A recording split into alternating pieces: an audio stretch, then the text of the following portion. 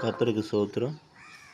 இந்த நாள் தியானத்துக்கு ஆண்டவர் தந்த வசனம் ஏசாயா தீர்க்கதரிசன புஸ்தகம் 21 அதிகாரம் 10 வசனம்.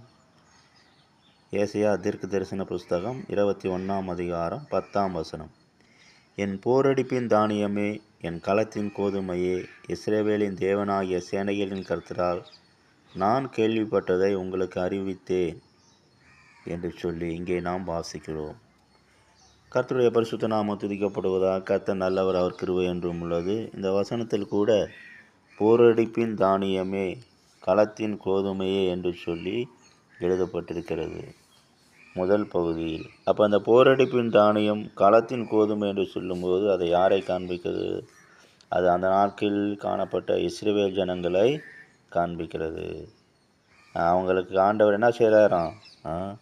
அந்த தீர்க்கதரிசி மூலமாக கேள்விப்பட்டதை அறிவிப்பதாக இந்த இடத்திலே சொல்லப்பட்டிருக்கிறது. அப்போ ஆண்டவர் என்ன பண்ணுறார்? அந்த தீர்க்கதரிசி மூலமாக கேள்விப்பட்டதை அந்த தீர்க்கதரிசி அந்த ஜனங்களுக்கு அறிவிக்கிற ஒரு செய்தியாகவே இது காணப்படுகிறது.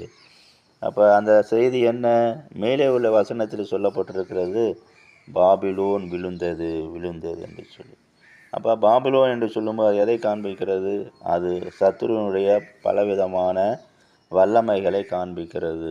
அப்போ பாபிலோன் என்று சொல்லி பாருங்கள், நாம் கூட வெளிப்படுத்த விசேஷத்தில் வாசிக்கிறோம். அந்த பாபிலோனை குறித்து பலவிதமான பாவங்களுக்கு அடிமைப்பட்டதாக, வேசித்தனத்துக்கு அடிமைப்பட்டதாக நாம் வாசிக்கிறோம். அப்போ அந்த பாபிலோன் என்கிற பாவத்தின் வல்லமை நிறைந்த அந்த பட்டணம் விழுந்தது என்று சொல்லி தேவன் தம்முடைய களஞ்சியத்தில் சேர்க்கிற தானியமாகிய இஸ்ரவேல் ஜனங்களுக்கு அறிவிக்கிறார். அப்போ கடைசி நாட்கள் கூட பாவத்தினால் கட்டப்பட்ட ஜனங்களுக்குள்ளே காணப்படுகிற சத்துரு வல்லமைகள் எல்லாம் வீழ்த்தப்படும்.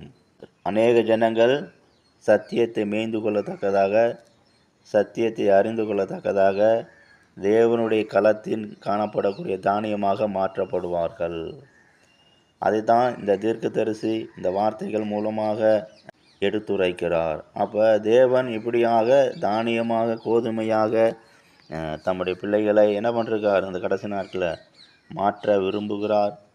திரளான கூட்ட ஜனங்களை தம்முடைய களஞ்சியத்திலே கூட்டி சேர்த்து அவர்களை மகிமைப்படுத்த விரும்புகிறார். அப்போ களஞ்சியம் என்று சொல்லும்போது தேவனுடைய வீடு, தேவனுடைய ராஜ்யம் என்று சொல்லி நாம் சொல்லலாம். அப்போ திரளான ஜனங்களுக்கு இந்த கடைசி நாட்களில் ஒரு பெரிதான ஆதரவு, பாதுகாப்பு வைக்கப்பட்டிருக்கிறது. இதை தான் அந்த தீர்க்கதரிசி மூலமாக அந்த ஜனங்களை ஆறுதல் படுத்தும்படியாக, தைரியப்படுத்தும்படியாக அந்த நாளில் எழுதப்பட்டது.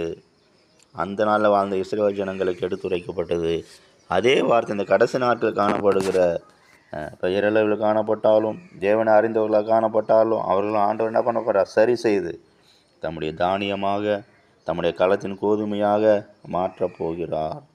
அதனால் இந்த நாளில் நாம் கூட அவருடைய களஞ்சியத்தின் கோதுமை மணியாக, தானியமாக காணப்பட விரும்பி நம்முடைய வாழ்க்கையை தேவனுடைய கரத்தில் சமர்ப்பித்து நாம் இந்த உலகிலே வாழ வேண்டும். இப்படி காணப்படும் போது நிச்சயமாகவே தேவனுடைய ராஜ்யத்தில் கூட்டி சேர்த்து கொள்ளப்பட நாம் தகுதிப்படுத்தப்படுவோம், நாம் சிறப்படுத்தப்படுவோம், நாம் உயிர்ப்பிக்கப்படுவோம். அந்த தீர்க்கதரிசி மூலமாக அந்த ஜனங்களுக்கு உரைக்கப்பட்ட வார்த்தை போல இந்த கடைசி நாட்கள் கூட வாழ்கிற நமக்கு ஆண்டவர் சத்துரு வல்லமை வீழ்த்தப்பட்டதை, விழுந்து போனதை பல விதங்களில் நமக்கு என்ன காண்பித்து தந்து கொண்டே இருக்கிறார். சத்துரு நசுக்கப்படுவதை காண்பித்து கொண்டே இருக்கிறார். சத்துரு வல்லமை ஜனங்களை விடுவிப்பதை காண்பித்து கொண்டே இருக்கிறார்.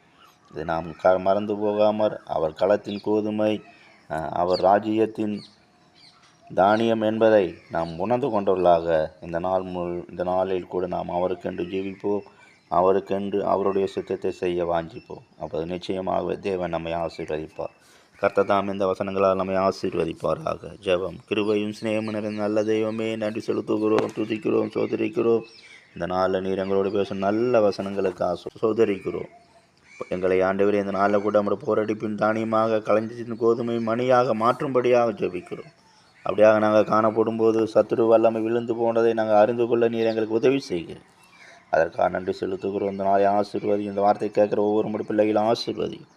கனமகிமை செலுத்துகிறோம். இயேசு நாமத்தில் ஜெபிக்கிறோம், ஜீவனுள்ள நல்ல பிதாவே. ஆமென்.